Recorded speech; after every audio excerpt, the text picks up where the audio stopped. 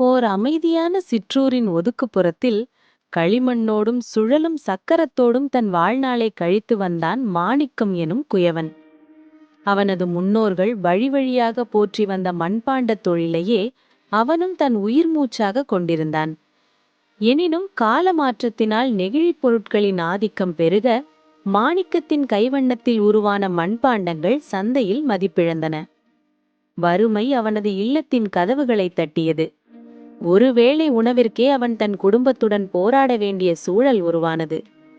இந்த நவீன காலத்தில் மண்பாண்டம் செய்து எங்கனம் பிழைப்பாய்? வேறேதேனும் தொழிலுக்கு செல்லக்கூடாதா என்று ஊர் மக்கள் அவனை எள்ளி நகையாடினர். அந்த ஏளனச் சொற்கள் மாணிக்கத்தின் செவிகளில் நாராசமாக ஒலித்தாலும் அவனது கலை மீதான பற்று சற்றும் குறையவில்லை. மண் என்பது வெறும் அசுத்தமல்ல, அது உயிர் கொடுக்கும் உன்னதமான கலை என்று அவன் ஆழமாக நம்பினான். விதிவசத்தால் ஒரு நாள் பெய்த பெரும் மழையில் அவன் கடும் உழைப்பால் செய்து காய வைத்திருந்த அத்தனை பாண்டங்களும் கரைந்து மண்ணோடு மண்ணாகின. மாணிக்கம் நிலைகுலைந்து போனான். கையில் பொருள் இல்லை, உணவுக்கு வழி இல்லை, செய்த உழைப்பும் வீணாகி போனது. கண்ணீரோடு அன்னை ஈர மண்ணை உற்று நோக்கிய போதுதான் அவனது சிந்தையில் ஒரு புதிய ஒளி பிறந்தது. வெறும் பானைகளை மட்டுமே செய்யாமல் ஏன் இந்த களிமண்ணை கொண்டு நுணுக்கமான கலைப்பொருட்களை செதுக்கக்கூடாது என்று எண்ணினான். அடுத்த சில மாதங்கள் மாணிக்கத்திற்கு கடும் சோதனை காலம்.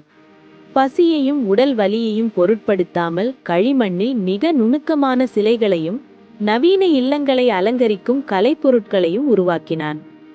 அவனது கரங்கள் தழும்பேறின. இருப்பினும் அவனது விடாமுயற்சி சற்றும் ஓயவில்லை.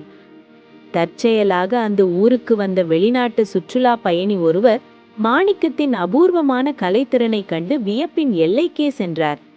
களிமண்ணில் இத்தனை நுணுக்கமான வேலைப்பாடுகளா என்று ஆச்சரியமுற்ற அவர் அவற்றை மிக உயர்ந்த விலை கொடுத்து வாங்க முன்வந்தார்.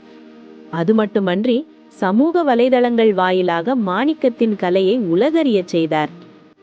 மெல்ல மெல்ல மாணிக்கத்தின் புகழ் திசையெங்கும் பரவியது. வறுமையின் பிடியில் வாடிய அந்த எளிய குயவன் இன்று பலருக்கு வேலைவாய்ப்பு வழங்கும் ஒரு பெரும் கலைஞனாக உருவெடுத்தான். நெகிழி பொருட்களை கவிர்த்து மக்கள் மீண்டும் மண்பாண்டங்களின் மகத்துவத்தையும் ஆரோக்கியத்தையும் உணரத் தொடங்கினர். வறுமை அவனை குனிய வைத்த போதெல்லாம் அவன் தன் தளராத உழைப்பால் நிமிர்ந்து நின்றான். அதிர்ஷ்டம் என்பது உழைப்பவர்களை தானாகவே தேடி வரும் என்பதற்கு மாணிக்கத்தின் வெற்றியே சான்று.